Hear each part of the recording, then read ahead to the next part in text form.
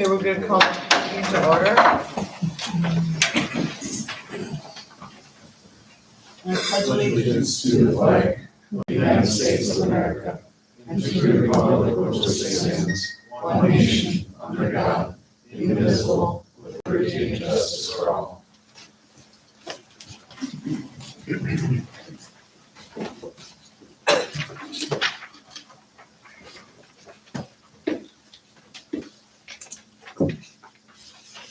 Okay, are there any additions or corrections to the consent calendar? Motion to approve. Do we have a second? Second. Call roll. Commissioner Spiggers. Aye. Garbers. York. Aye. Larson. Mayor Lundstrom. Aye. Okay, next on the agenda, well, visitors to be heard may come forward and, speak on anything that is not on the agenda. Are there any people that wish to speak tonight? Nope. Okay, we'll move on. We have old business, we have a statement of interest. And, this is, for the flooding, to mitigate impacts of the flooding in the future. The city has solicited proposals from Qualified Engineering, and they were due a week ago Friday at noon, correct? And we got one proposal sent in, and that was JSA and DR through recommended to award HDR in conjunction with JSA for the statement of interest for the flood resiliency and economic recovery support. And I think you all could see the proposal. Okay. So here we go.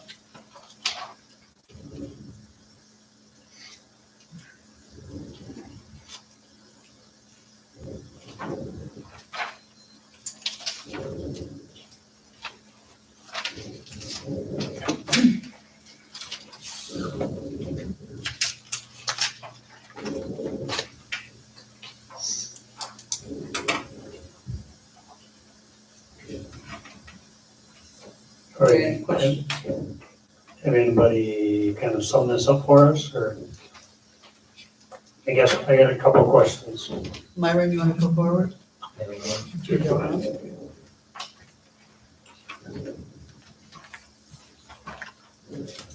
Hello, I'm TJ Yurden with HDR. So I'm the project manager for this with HDR, working in conjunction with JSA and Myron.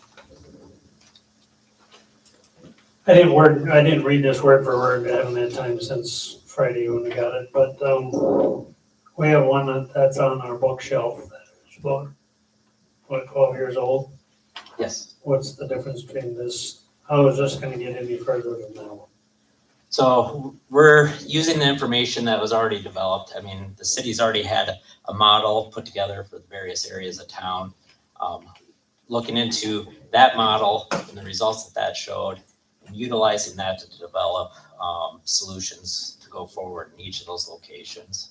So verifying what has been done before and trying to utilize that to bring it forward to projects. We'd have to look at each one of the projects of what the options are for solutions and the costs associated with that and how that can get implemented.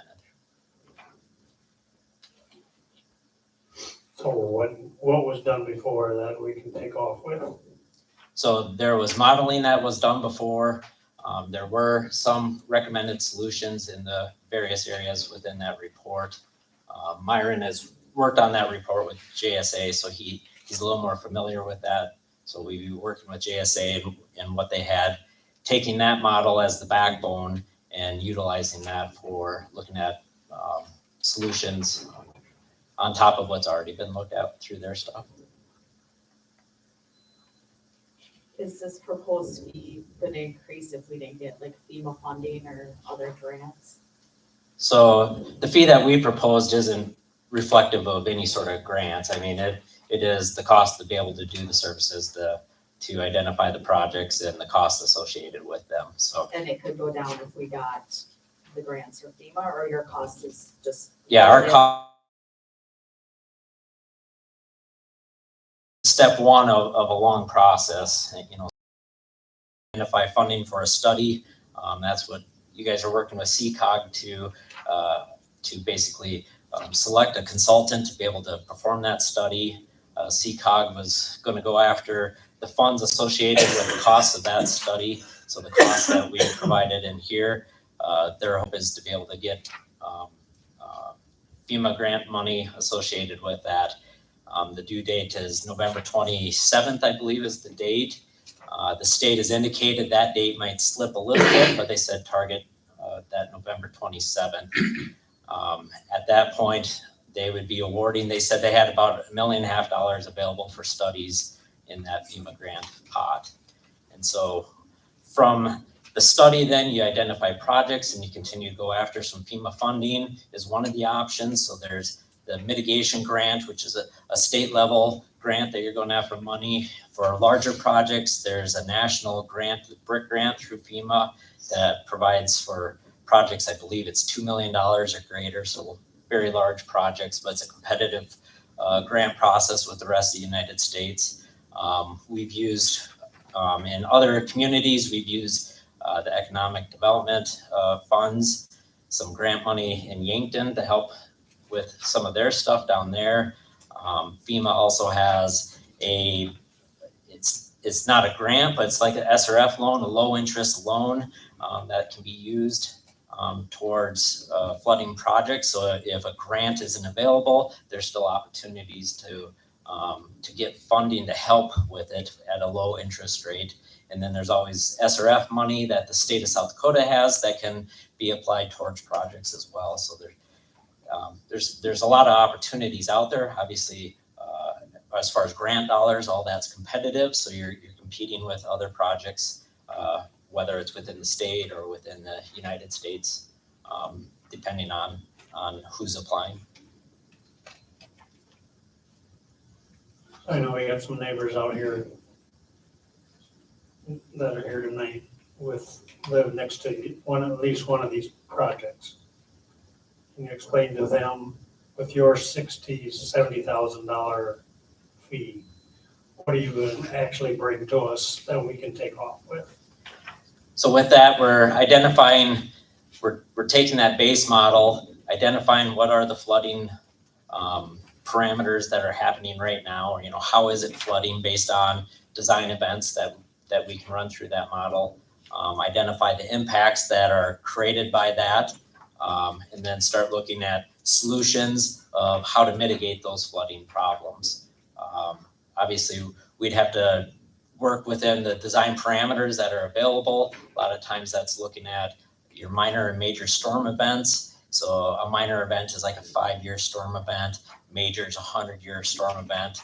When you're looking at FEMA funding, they don't necessarily say you need to have solutions that are perfect to get rid of flooding on the 100-year. Things like the 50-year, 25-year, if it provides benefit, they see that as a benefit for flooding. So they look at it as a cost. You have to have a cost benefit analysis. So the cost of your project has to be less than the benefit of what it's providing. So the cost of that flooding of the various houses, is this project creating a benefit that reduces or gets rid of that flooding? So it's not necessarily just one specific rain event that they look at. In Wagner, when we looked at that area, we didn't have the opportunity to fix all the way up to the 100-year event, but through the things that the city wanted to do with their roadway there, they're able to mitigate some of those smaller events, and they got the FEMA hazard mitigation grant. In T, we had it, basically the solution through there was right at about 100-year. That was getting up right up to the houses in T, but obviously it fixed the 50 and the 25 and the 10-year event in T, and they got FEMA flood hazard mitigation grant as well. So now these 10-year floods that we're having, where are they classified at? Are they still supposed to be this 100-year flood? So like what happened this last time around? Or? And then 10 years ago. So So, did we yeah, move this up from a 100-year flood to a 50-year flood, or a 25 or a 10? Or where are we at? So, I mean, the rain event that you guys saw, over a one-day event, it's well over 1,000-year event. A 2-day event is, I mean, it's off the charts at that point. You start looking at a 15-day. I mean, there's a week of rain in there that you experienced, and it was off the charts. So obviously, the events that you experienced here in June were something that don't even show up on their charts as far as that type of a rain event. For the Canton area, a 100-year rain event is roughly about right at 6 inches is a rough number of a 24-hour rain event. One day alone, you guys saw 8 to 10 inches in areas. 2 days, 15 plus inches. Even the second day was probably close to a 100-year event around here. So pretty significant rainfall. Yeah, and then on top of each other, so water's not out and you get the next one dumping on We've you. had 3 of those since 2011. We've had 3 100-year or 50-year events in 10 years. Yep, Are so you saying that you see us possibly being given a 15 to 25-year flood assistance, not a 100-year assistance, as far as fixing it? it's a matter of cost to do the project. So I'll use an example of if it goes from having to have 1 pipe to 2 pipes, well, there's a cost associated going from 1 to 2. And so that's some of the things that go into that cost benefit analysis. So, all right, if we're trying to relieve some massive event, the cost of that pipe, whether you need pumps to help out with that, land for detention, if that cost starts getting out of the range of the benefit, then FEMA will say, well, it's not meeting our cost benefit analysis that we need in order to fund the project. So basically FEMA is saying, we're not going to throw a ton of money at something that doesn't have a benefit at the end of the day. And as far as the rain events, we use this 5-year, 10-year, 100-year, and the reality is it's statistical. So the 100-year event is a 1% chance on any given event that it's going to rain that. So every time it rains, you have a 1% chance that's a 100-year event. Well, obviously, it rained, I'm trying to remember the date, the 24th of June, 10 inches. The next day, you still had the same chance that you could get 100-year, and you guys basically saw that. So, so that's how that's developed. It's based on statistical analysis of prior rains in the area. So this study is not going to look at a rain that's similar to June 24th, 5th, and 6th rain. We could evaluate the rain event on those days. I will say the flooding that you saw there was pretty substantial, and the amount of infrastructure to relieve a flooding of 1,000-year whatever event is well above design standards of a lot of municipal entities. So example would be City of Sioux Falls. They're designing for a 5 and 100-year storm event. DOT, they're looking at anywhere from 10 to 100-year storm events on bridges and storm sewer. So residential storm sewer the inlets are designed for that smaller event, that 5-year event, to be able to get it into that pipe. And then looking at how impacts are at 100-year is typically the design standards that most communities have. In the 2011 study, we're basically not going to touch that. It's going to sit on the shelf. The 2011 study will be the backbone of where we start with. So we're utilizing that model, so we don't have to create a brand new model. It's taking that model and starting to build off of that. I think kind of where Chris is going with that is some of the people out here, the 5-year flood or the 5-inch rain. Not saying we're gonna get a few basements full of water, but that's not why at least that's not what I understood. That's why we are doing this. We're doing this because since 2011, we've had 3 rains that you say that is a 1,000-year flood. Well, I know FEMA will pay to mitigate damages. I guess I haven't heard, I don't even know what the city of Canton itself number is for damages, let alone Lincoln County, let alone everybody down Cedar Street, everybody down Dakota Street. What is that number that we're not gonna go after because it's still classified as a 1,000-year flood? And like I said, you can go after whatever you want for design. There's a cost though for the infrastructure to be able to accommodate that design. So, I mean, it'd be the same with your sewer system and water system of if you're designing for these extreme parameters, there's a cost associated with that. That doesn't mean you can't go after that, but you'll end up bearing the cost of that much upsize for the system. So are you gonna come back with a 5-year plan, a 5-year rain plan, and a 10 and a 50 and 100, or what plan are you coming back with? Yeah, so we'd look at the variety of what impacts there are at the 5, the 10, the 50, the 100-year rain events and how that flooding is in those areas, and then the providing proposed solutions in each of the areas and how that has helped to reduce that flooding, that depth of flooding. And then it's up to us and our means of getting funds from FEMA so we can not let this sit on the shelf. Right, FEMA or other entities, like I said, the EDA was one of those that down in Yankton we went after. There, Martin Creek, they had some flooding that money was used for that. I think just one quick comment to maybe for Paul and Chris to be clear. Obviously FEMA will provide Can you stand in front of the mic? that funding as you're up to that 100-year event or 1% chance event. But I think what we need to do on our end is to look at that larger 500-year event or larger event to see what, if this proposed system with pick a number, a 48-inch pipe, and we reroute the water this way, works for your 1% event.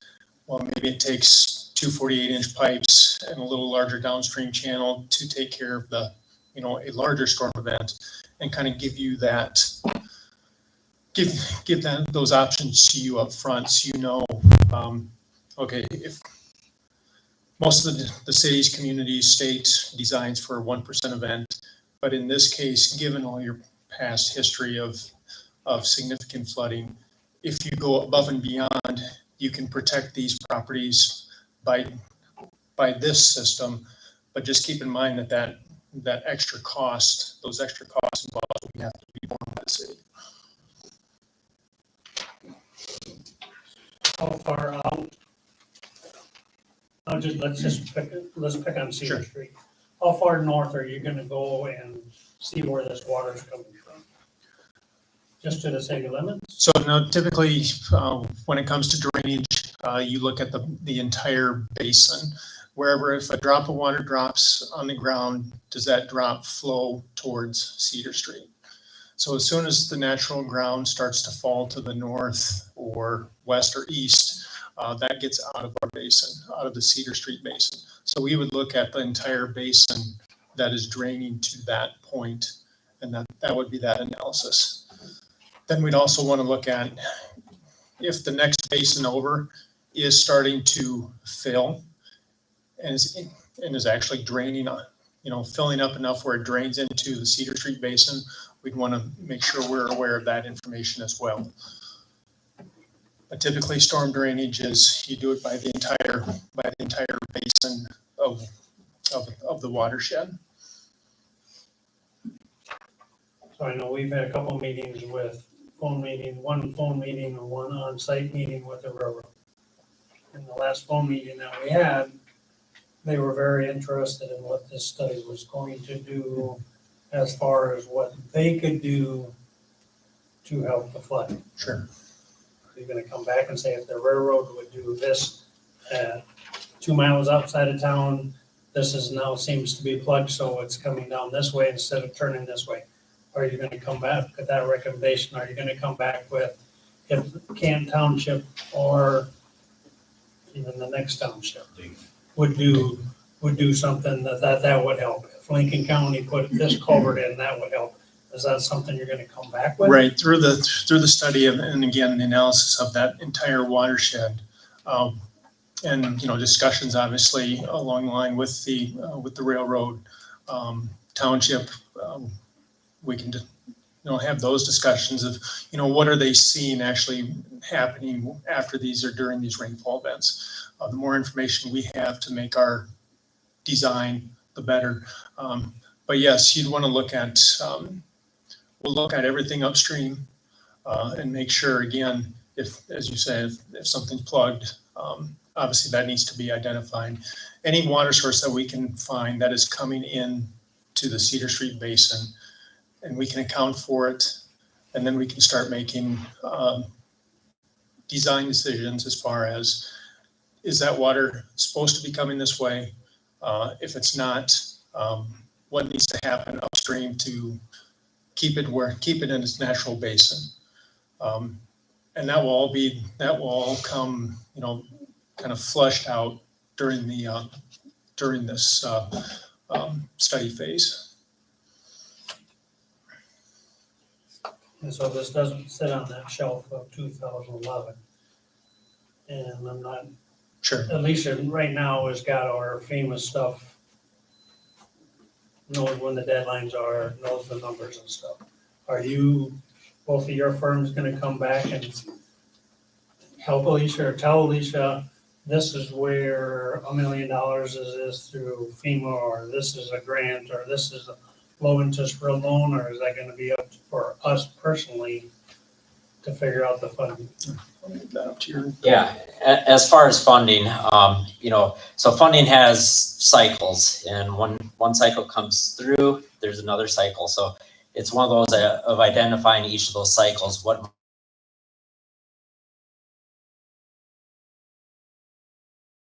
project is, the cost of that project, and then finding out from those entities are available. The state, they're looking at sometime in May is the next round that they be potentially looking at for projects, and it sounded like there's over about $2.5 million or something like that available. But they continue this cycle through, so each round there's a new pot of money.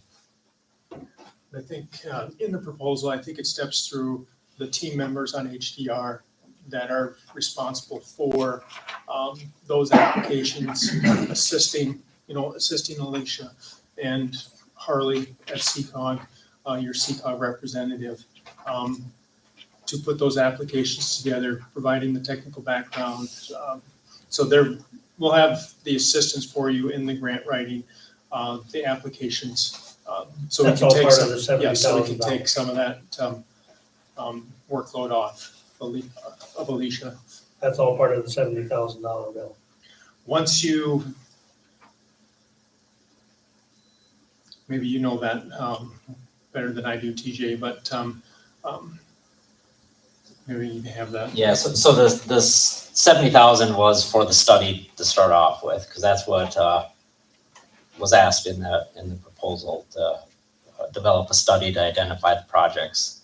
But we have a team of people that work within our company nationwide looking for grant dollars and opportunities that are out there, and going after those dollar amounts that are in those pots.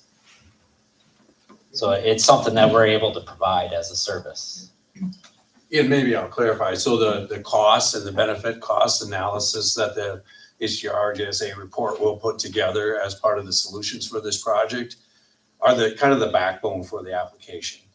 So you pay CCOG, and that's what they're doing even for this first round. So what we will do is we'll provide CCOG that benefits cost analysis information, so they can plug that in and say, okay, here's how much the project costs, here's the value of the project, and then that all goes into the application. The hope would be, and the discussions with Harley, with CCOG, are that they would proceed with helping fill out the actual application, all the stuff you need as far as financials and all the day-to-day information that you need for a normal grant application that you would get from Kyle and work with Kyle on. That's similar to what you did on the Beaver Creek ARPA application, and we did way back when on the lagoon system application. Christmas Lake, we went through the same process to get NRCS grant money for that application. So yeah, we'll drive that to the finish line. Now, the challenge is this. So say you decided, you know what, we want more than the 100-year solution that and the mitigation grants will pay for. Well, the good news is they're like EDA is pretty flush. I mean, with Biden's bucks, we call it kind of, but they fed that EDA Economic Development Association funding. So recently we did it was an 80-20 match project for the city of Yankton where we did storm and collection system and wastewater treatment plant improvements under that grant funding. Now that required a very specific report for EDA. So depending on how far down those roads we go to get those fundings, I think what TJ's getting at, if we have to write an entirely different preliminary engineering report for that, we might be able to get it close, but there is some effort additional in some of these applications that take some additional time. And we kind of took what you had for basic requests in your request for proposals to put our scope and fee together because we assumed it was competitive. Right. Fair? So I guess I'm clarifying so it's out there, it's on record. Here's $70,000, you're gonna bring us this study Yep. and We'll put CCOG will be there with Harley. Yep. Yep, not saying I'm not worried about the $70,000, so don't take me wrong, but the $70,000 is that little sprinkle in the bucket. It's the millions of dollars that it's gonna take to fix the problem. Right. That is where I'm going at is. Yeah. Yeah, I mean. Certainly what we want to do too is we typically, when we get to this point, we put together a scope, we put together a fee that was associated with that scope to give you everything that you asked for. What we typically do is sit down and have a scoping meeting and say, here's some things we could do. Because the good news is the mitigation grant funding pays for the study, correct? It's a 75-25 match. In other words, the feds will pay 75%. And then there's a local state match of 25%. And sometimes the state will pay 15 and then the city pays 10. So at the end of the day, let's just do even math. 10% of this 70,000 would be $7,000. If you decided that you wanted to include updating your GIS because it would improve the value of your study and your ability to put a system in place that includes pumping system and bypass pumping systems and ready yourself for a storm, just a standard operating procedure, we could include GIS in this scope as well. So you know what I'm saying? So those are things we could look at as long as they would fit under the FEMA funding scope and we could make them make sense as part of the larger scope, we could include those items. But those are discussions we typically would have at this point. Do we want to include it? We don't have to. But it certainly would be a huge benefit on 10 cents of a dollar for the city.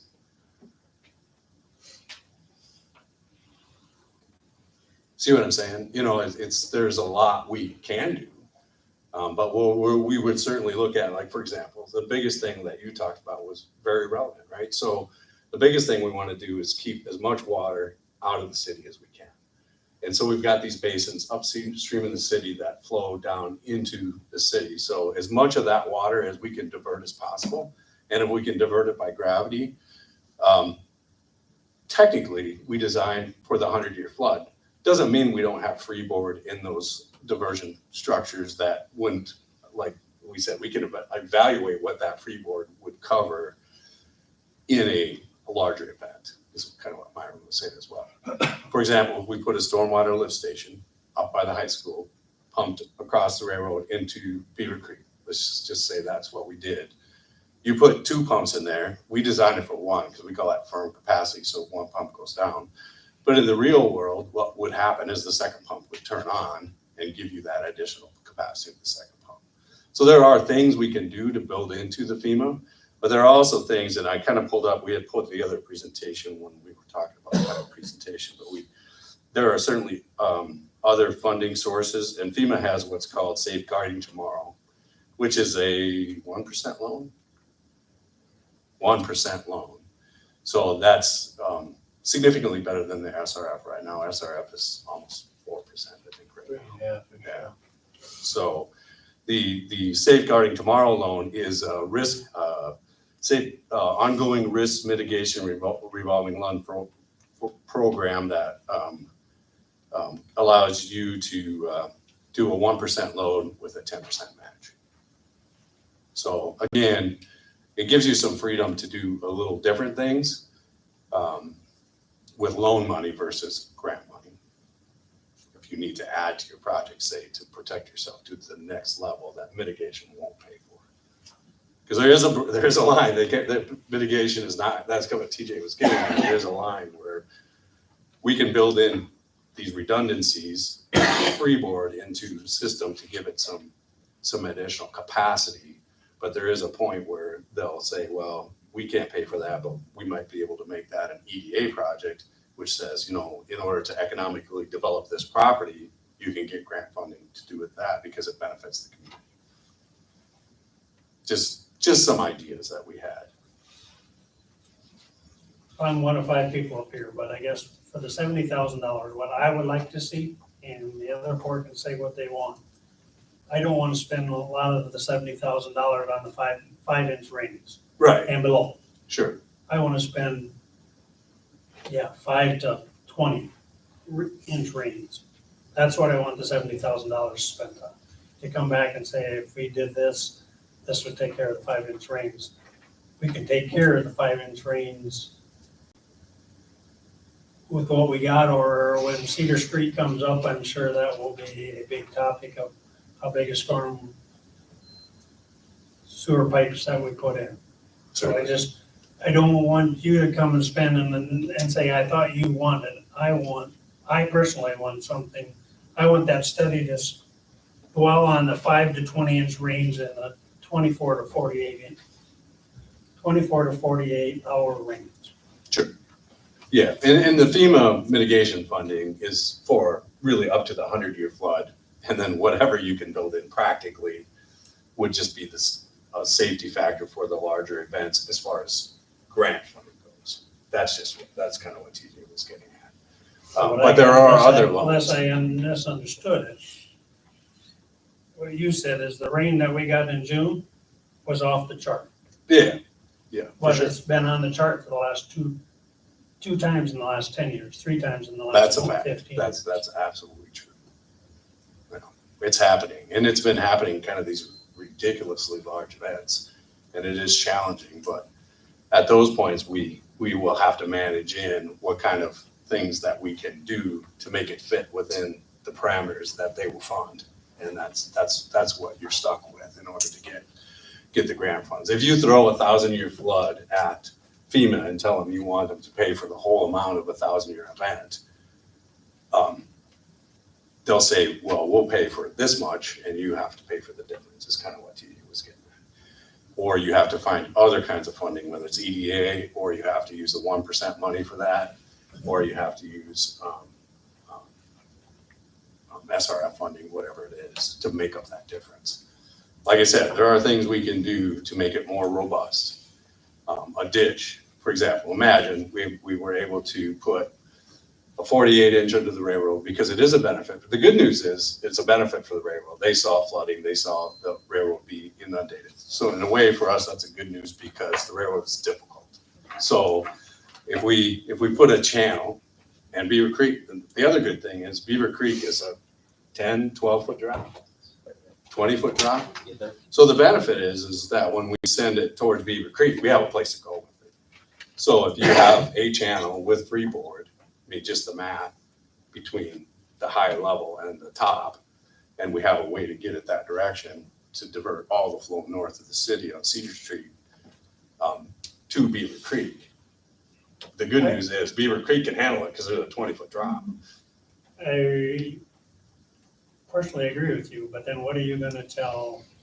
Well, one thing, we're spending $750,000 to fix our sewer line that got taken out in Beaver Creek.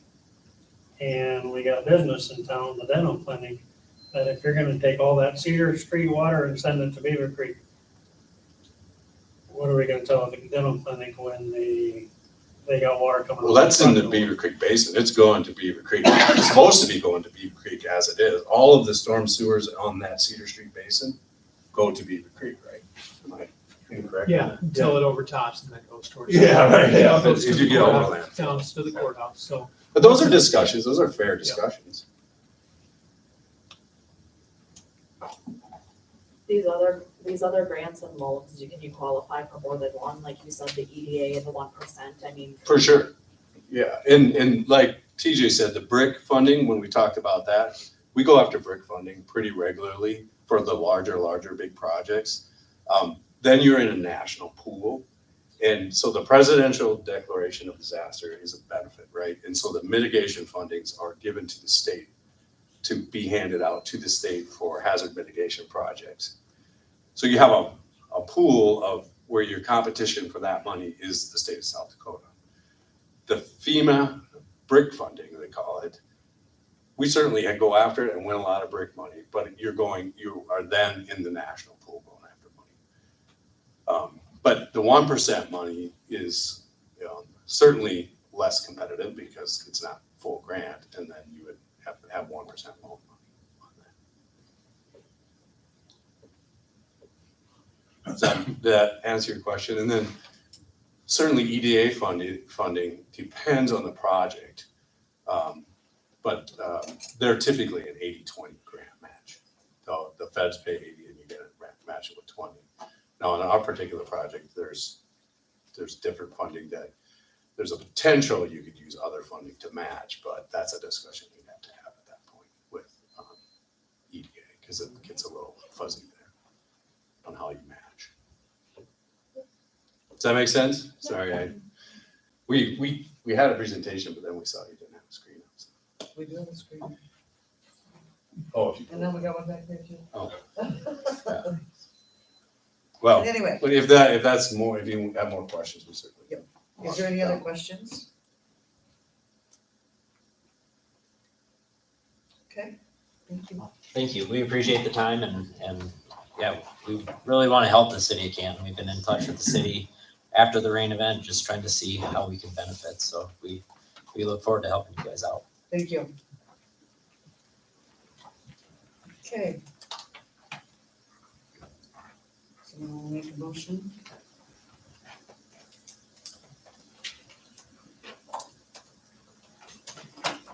So moved. Can we have a motion to accept the proposal? Contingent on federal funding. Contingent on federal funding, yes. Do we have a second? Second. Okay, I'm gonna call roll. Commissioners Garbers, Aye. York. Aye. Larson. Aye. Biggers. Aye. Mayor Lindstrom. Aye. Okay. Next on the agenda is a rezone for 305 North Noyd Road. We had first reading done for this on September 16th, and this will be the second reading, and it will be published in the October 17th and be effective on November 6th. And then this is for planning and zoning for Jason and Hope Bryant for a rezone of their property from general business to residential district. So moved. Second. We have a motion and a second. Is there any questions, anybody? If not, I'm gonna call roll. Commissioners York. Aye. Larson. Aye. Biggers. Aye. Garbers. Aye. Mayor Lindstrom. Aye. Next is the planning and zoning ordinance relating to the accessory buildings, definitions and fences. We had a first reading on September 16th. And if it is approved tonight for the second reading, it will be published on October 7th and be effective November 6th.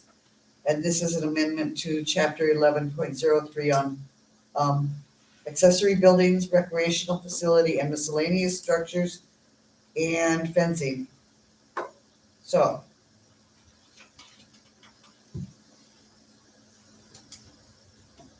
Motion to approve. We have a motion, do we have a second? Second. Can we call roll? Commissioners Larson. Aye. Biggers. Aye. Garbers. Aye. York. Aye. Mayor Lundstrom. Aye. Next, on to new business. We have a special alcohol retail license application hearing. Chris Redding, with St. Dominic's Catholic Church, submitted an application for a special alcohol retail license for October 13th, 2024 at the church. And it's for their Community Fest event. It is noted that the application, that all adults will be carded and be placed for a verified wristband, and no one will be allowed to be served without a wristband. The church submitted the check for $100 fee, but are requesting that it be waived. And a motion will need to be to approve this after we have the hearing. And I'm going to read the hearing. I need. This is the time and place for the hearing on the special event on sale malt beverage license application from St. Dominic Catholic Church. The public hearing is now open. The purpose of this hearing is to hear the request for a special event on sale malt beverage license for St. Dominic Catholic Church for October 13th, 2024 at St. Dominic Catholic Church, and to take in public comment. If any member of the commission has a conflict of interest with this issue, you should so state and abstain from participation in this hearing. Does anybody have? I do. You do, okay. Chris, you may present to discussion here. Basically, we're just having a carnival to raise some funds for the building, and yeah, we just were thinking, why not serve some alcohol? And we went through the right channels, and yep, just hoping you guys approve it and we have a good weekend. And like you said, it is a community event, so everybody's invited. So that's about all I got. Does anyone on the board have any questions that they would like to ask? Is this outside or inside? It's outside and inside, but the alcohol will be outside. To be fair with what we've done in the past, we've always had them put a fence around it, so are you gonna do, not the other? Oh, for like the street dances? Yeah, To make a requirement of the license. Understand what I'm saying? People, other organizations have come and asked for a special, just like you are, and we've always made them have a fence with, they have to go through the opening of the fence. Okay. If we don't make you do it, then how do we verify it next? and it's usually, I know for a special event for the Civil War thing, we made it was, snow fence. We put Right, I mean, it only. It doesn't have to be, So yeah, so if we can get a fence up, then Yeah. that's our that's what goal. we've made Okay. people do in the past. Okay, is there any more questions?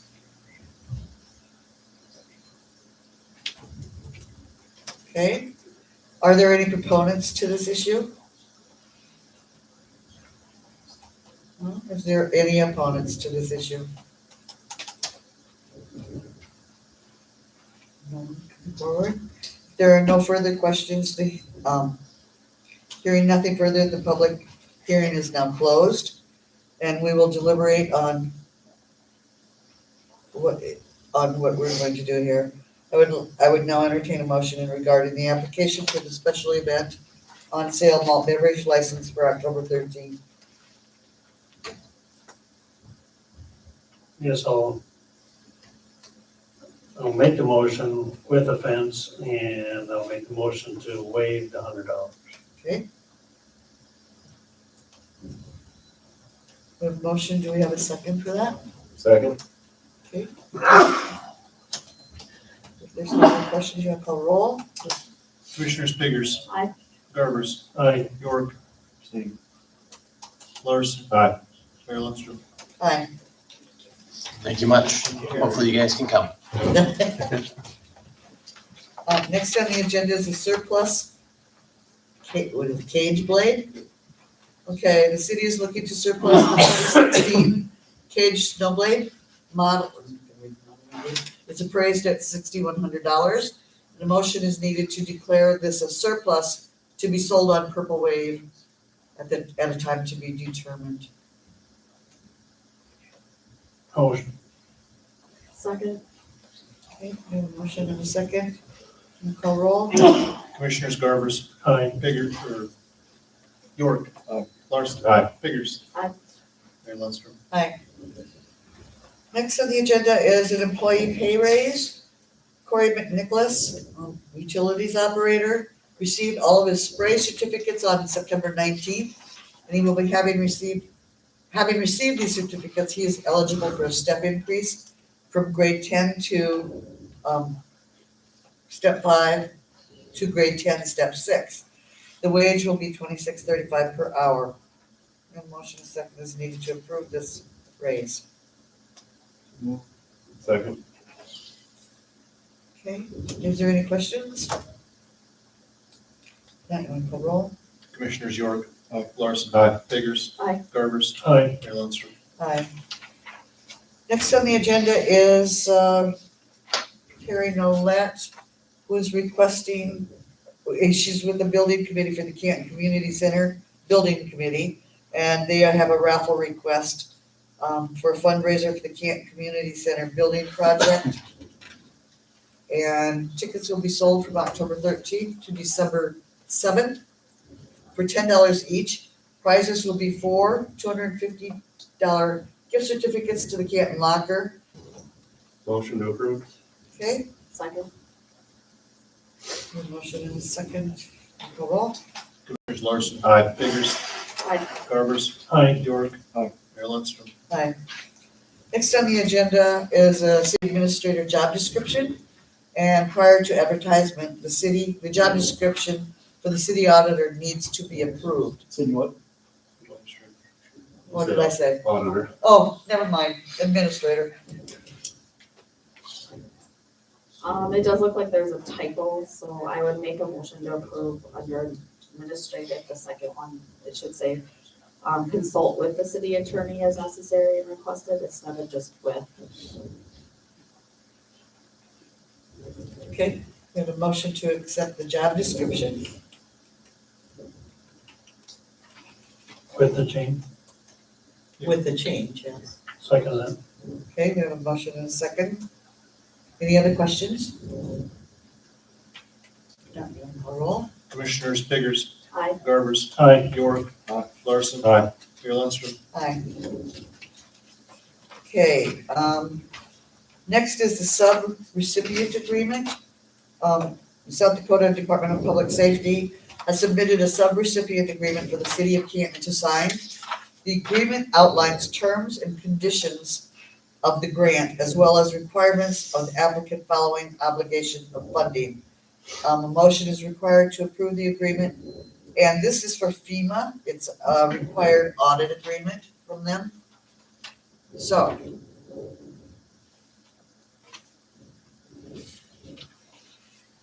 Motion to approve. Second. a motion and a second? Call roll. Commissioners Garvers. Aye. York. Larson. Biggers. Aye. Mayor Lundstrom. Aye. Next is the Beaver Creek Pay Application Number 7. GSA submitted a pay application for the Beaver Creek Trunk Sewer Project. This pay application is for $1,187,093.98. The breakdown of this payment amount and the funding summary from CCOG was attached to our agenda. A motion is required to approve this pay application. Where are we, how much have we paid, Kyle, you know, on the project so far? What percentage of? Well, percentage wise, I'm not sure.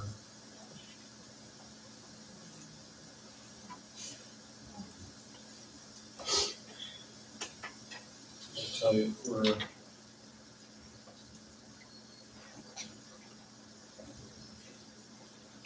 Just I'm concerned is if we're getting ahead of what's been done. No. By the time our next meeting, we're gonna be into damages. The I think 15th to the it's 17th or something like that. 14th, does that sound right, that they're gonna start? Because I think it was the 11th, and I think they got 4 days, so maybe it's the 15th, but 3 days. 3 days. So who decides, since we're getting close? And the email that I think we all got is they're saying that they're not gonna be done by the time the damages start. Who decides when we're shutting it down for the year if they don't get done? That would be probably our engineering firm, if they don't believe that it can be completed. We have been reassured by the contractor that it will be done, but it will not be done on the 14th. They're figuring about 10 days afterwards, so hopefully by the end of the month.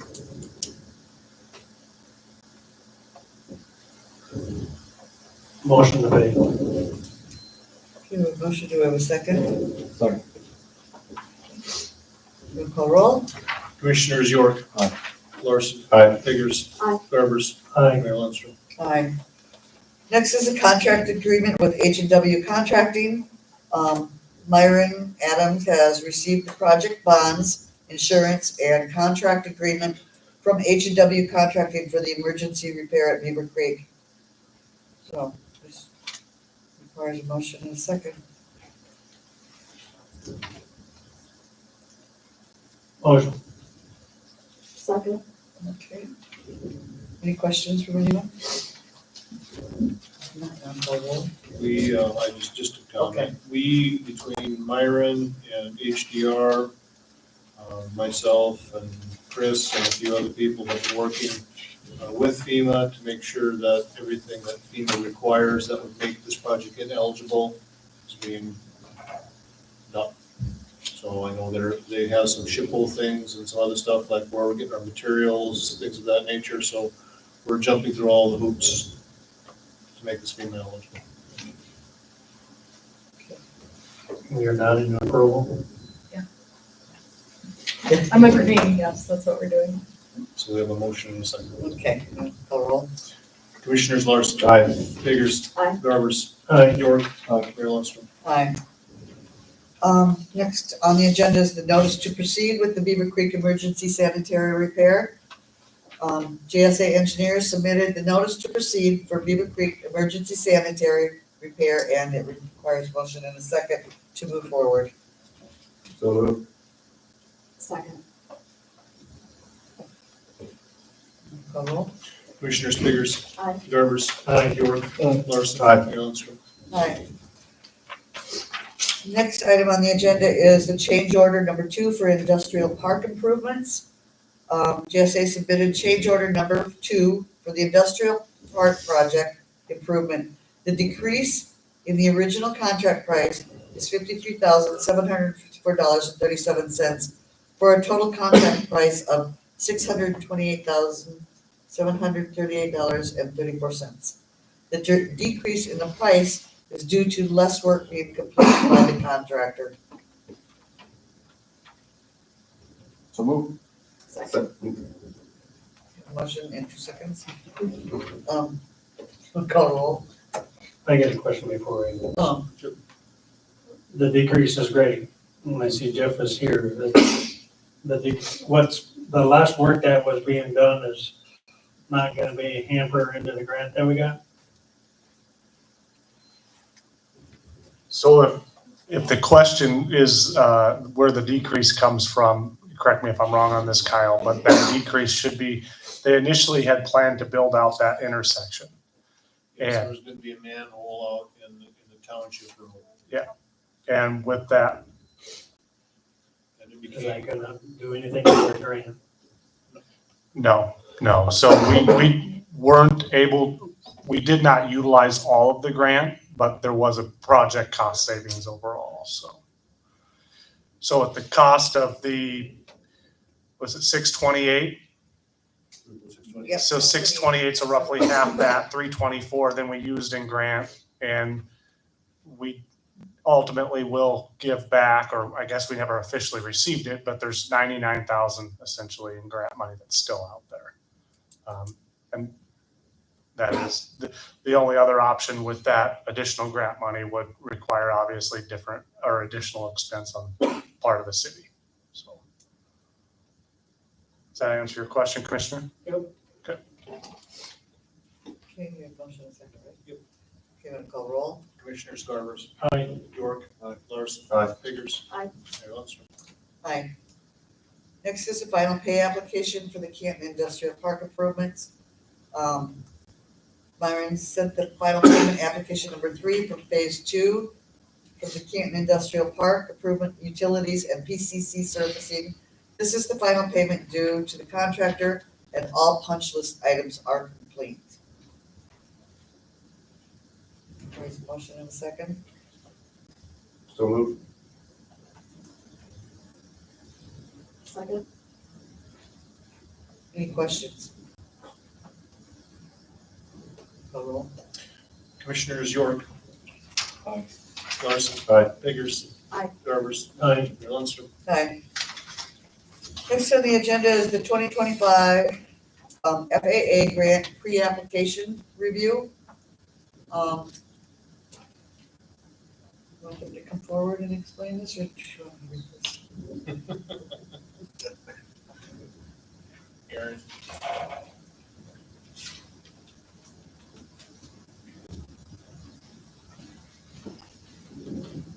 What is a pre-application review? So pre-application, I'm Aaron Storm with KLJ Engineering. Pre-application is just getting the FAA to start the program next year's grant application. So it's a preliminary application, and then you actually apply in the spring next year. Okay, Because, yeah, and then as it states here in the report, the last ALP was adopted in 1993. So it's it's quite outdated, and it would be good to get a good plan for the future for Canton, because a lot has changed since that ALP, which means airport layout plan. Since that one was adopted, many things have changed and a lot of growth has occurred, and it's would be very advantageous to get a good look at the growth. And there's a lot of steps that go into the ALP and master plan. The FAA requires your obstructions to be reviewed, and that's very important for every airport to not have any tree obstructions or other obstructions that could be out there. So that would be reviewed. That's part of the cost. And then, so that the way that's done is a subcontractor actually flies the runway and creates a digital map of all those obstructions. And then, yeah, the city, so as it states here, the next year when you apply for the grant, it'll be, the FAA is doing 95% for 25 and the year 26. okay, And that just happened recently with the last grant, the FAA reauthorization. But normally it's 90%, but now Right. they've upped it to 95%. Okay. And so typically the city and state do the last 5%. Now it's just 2.5% and 2.5%. And So as I'm rereading this, apparently I got sticky fingers and have one too many sets of zeros in there, so it's only 357,000. yeah, I was gonna say, good Nope. God, Yeah. Pretty sweet, we're trying to hook up the Sioux Falls Airport. we're surpassed them. There's, apparently I just got sticky with the zeros. Yeah, that's that's good to hear. I was gonna say, where are we coming up with $9 million for our 2.5%? No, it's supposed to be 357,000. I Yeah. missed that one. I reviewed it. Okay. Does anybody have any questions on this? So going forward, 25 and 26, we have to come up with 2.5%. And also as part of this too, in 26, is that right, Aaron? The state will do the pavement maintenance, which we don't know what the amount of that will be. They will hire the contractor, come in and do it, and just bill us our 2.5% later. That's planned for 25. Oh, it's 25, That's okay. gonna be planned for next year. And I was texting back and forth with the DOT, and he plans on having his pre-application ready in November. And so that's, KLJ doesn't put that together, the DOT has an airport specialist that works on pavement maintenance projects, so. They do it for the whole state. Yeah, they do it for the whole, they create one project for the whole state, and your airport would be part of that big project because it's due for resealing and filling some cracks that have developed on the runway. All right. Mhm. So this requires a motion and a second. So moved. I see Jerry's back there. Jerry, is this something that we add to the tenants?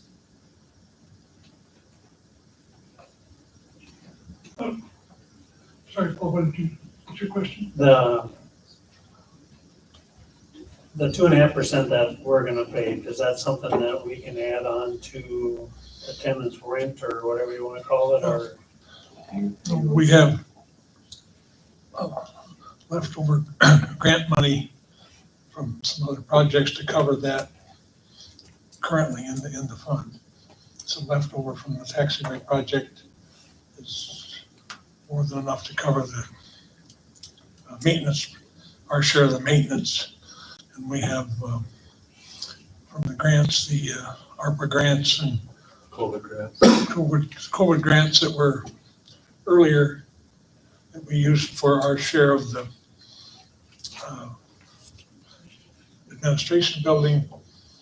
There's some of that left that would take care of our share of the $9,000? the planning, yeah. Planning, so I think we got 65,000 total, and we've used roughly 40-ish thousand, so like that. Okay. And then, so, Okay, thank you, Jerry. So we have motion and second, right? Okay, you want to call roll? Commissioners Larson. Aye. Biggers. Aye. Garvers. Aye. York. Aye. Mayor Lundstrom. Aye. Next is the 2024 slurry seal closeout documents. Well, the city completed the slurry seal project with Asphalt Surfacing Technologies out of St. Cloud, Minnesota. Aztec's bid was $117,283.24, with the substantial completion date was on July 31st of this year. Attached to the agenda is the certificate of substantial completion and final application and recommendation for payment in the amount of $314,314.61. So, Motion. Second. okay. Call roll? Commissioners Biggers. Aye. Garvers. Aye. York. Larson. Aye. Mayor Lundstrom. Aye. Next on the agenda is the Schwartzley change order number 4. Burbach Aquatics submitted a change order for the community pool FEMA bathhouse. The change order is for tornado rated roller windows and doors that go over the window, the concession windows, for public sidewalk with a 5% running slope requirement, new wall mounted water heater, winter heat in the mechanical building, and slip resistant flooring in the bathhouse. The contract time was increased by 0 days, and the contract amount increased by $56,165.62 for a total of bathhouse, the total for the bathhouse is $2,097,166.13. There. How is this not seen when the engineer was doing the specs? I don't have a great answer on that one. I don't know if it was some changes that were made, especially with the roller doors, but Yeah, I the roller doors were, don't know if FEMA changed their standards. Yep. But winter heat mechanical building, 5% running slope, that seems like it's all something they should have seen. Slip resistant flooring. We'll take that 50 grand that we just saved and we just hand it over to Verba. And part of this, were some changes that were made later, and That's the reason. the pool committee has, donated $136,000 worth of funds to the city of Canton to cover some of these things. Guess I'm still, I can't vote for this because I just don't understand the things that we just said, how they could not have been in the specs. All these things should have been in the specs. And until somebody can tell me why they weren't, or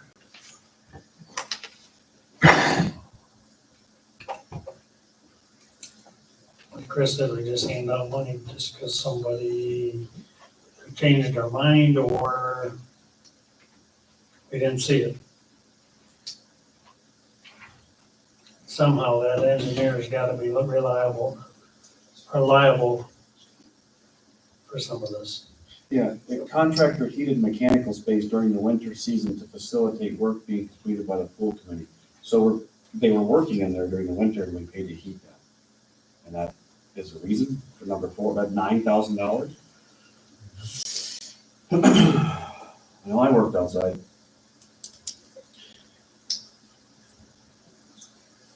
this isn't for them to be working inside of the bathhouse during the winter. That's what it says. It says It was. contractor heated mechanical I space thought they during the said winter. that it was for, In the mechanical building.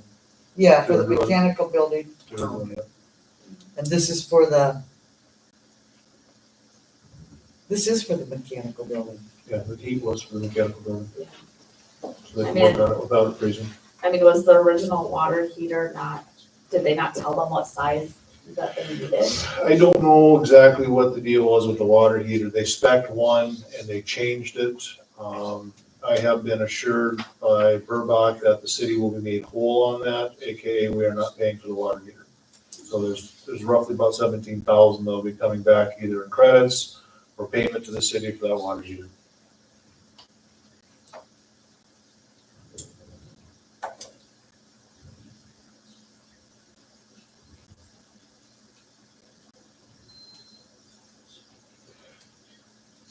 Number 2. Yeah. To meet the city's 5% slope requirements, we didn't look that up before we did it.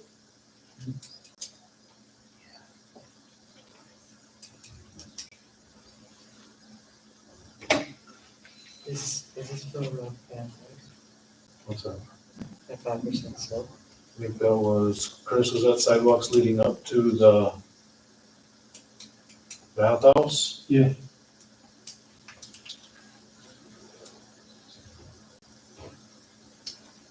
It's in our city specs for sidewalks. So it slipped through the cracks of the engineer. They didn't see that we needed the 5% running slope. You got a $9,000 bathhouse, floor slip resistant.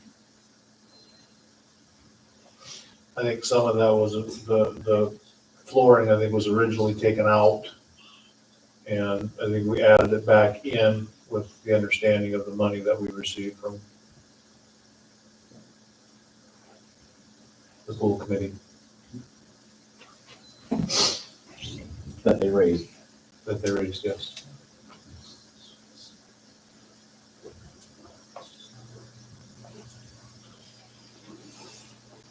FEMA had to have the number 1, FEMA had to have their requirements ahead of time. I mean, FEMA's thing might be 100 pages long, but it's gotta be in there. That's, I guess somebody needs to tell me why that wasn't an engineer's job.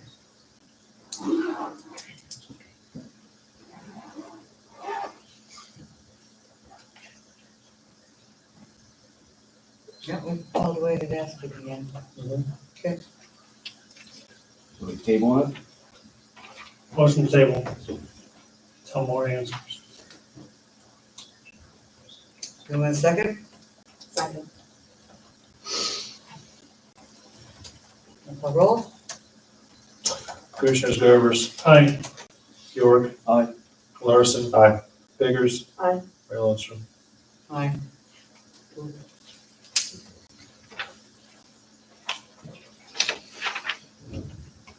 Okay, that was the last thing on the agenda. So, Commissioner dialogue. Chris, York, do you have anything?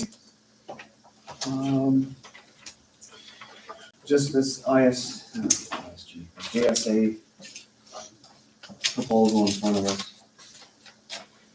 Says TJ has been with them longer than I thought, so he graduated in '02, so maybe he was with them in 2011. I'm assuming the other gentleman that came to the microphone was. I just want to not have this study. I don't care if it's $7. I don't care that it's $70,000. I don't want this study sitting on a shelf and falling short and just sitting there. I'd like answers on what happened to that 2011 study where we denied, did Lincoln County gross too much money, median income, all the things. Because that's all it seems like Canton does is study, study, study. Whether it was the pool project, whether it was. This isn't the first time this has happened, so now here we are in 2024, about to allow another study to happen and pay for this study, and I don't want to see it sit on the shelf. Well, that would be up to us as commissioners. I understand that, so I would like answers from the 2011 commission. Hopefully those folks can say, yeah, we tried our best and we tried to give money and go get money and we fell short, and this is why. But that's what folks have come up to me in the community and said, you guys can do all the studying you want, but you gotta make something happen. I know that I'm personally seeing folks on Cedar Street put sheetrock in their homes, put carpet in their homes, and I just cringe because I don't know if next week what's gonna happen again. We haven't done anything. I have nothing else. These studies that we do, yes, they find some solutions and we work through some solutions and then it gets to a point where it gets very expensive and you have to stop. And I feel like completely understand that part of it, but You know, what have we one of the went forward with since 2011? One of the things we did in 2011 is we did that south part of Dakota between Fifth and where do we stop up by the assisted living center. So basically all That of stretch, Dakota. okay, no, not all of it. There was, the rest of it was phase two was to go from there to the mile line, Oh, okay. out by the substation. Okay. I think the original Dakota Street was a 3.5 million. That next phase was 3.5 million. Part of that was phase three, was to run an outfall from Fourth and Lincoln-ish down into Chautauqua. That was another 3.5 million. So I mean, you're looking at a $10.5 million project when it's all said and done. We did the Dakota Street project and So I guess my concern is that this is gonna be a $15-20 million project and it's unobtainable. well, How can we I, might how can I be go into a back different, home? we might be into a different pool of grants than what we were back then. Because in 2011, we did not have some of the flooding that we've had recently. So the natural disaster and the presidential declaration is obviously what we have to capitalize on. And my concern is that we make too much money.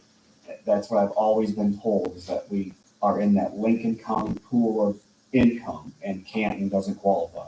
We are above the median income, yes. Just so folks that are listening understand that we always get thrown in that pool, no pun intended. We are too big of a town for small town grants, and our median income is too high to fit into poor town grants.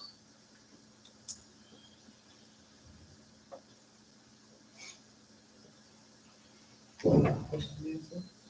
Tyler, Yeah, nothing. Jackie, Okay. Paul? Got 2 calls this week, and the other one, I think we all got that.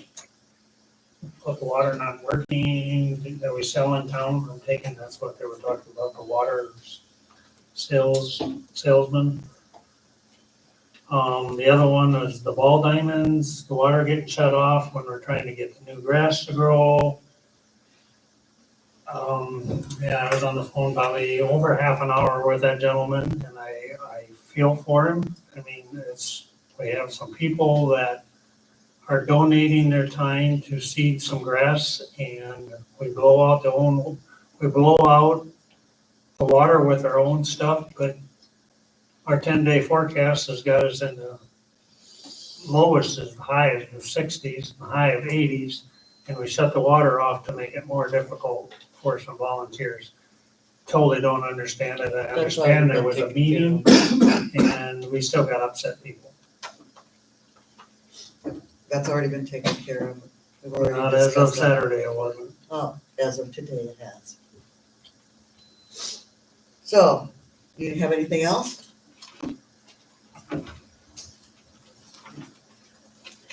I just wonder, next Monday's 14th, right? Next Monday, City Hall will be closed for holiday because of Native American Day. And that's all I have. I'll entertain a motion to adjourn. So moved. Second. Call roll. Was that you, Commissioner Fingers, for a second? Yep. Call roll, Commissioners York. Aye. Larson. Fingers. Aye. Garbers. Aye. Mayor Lundstrom. Aye.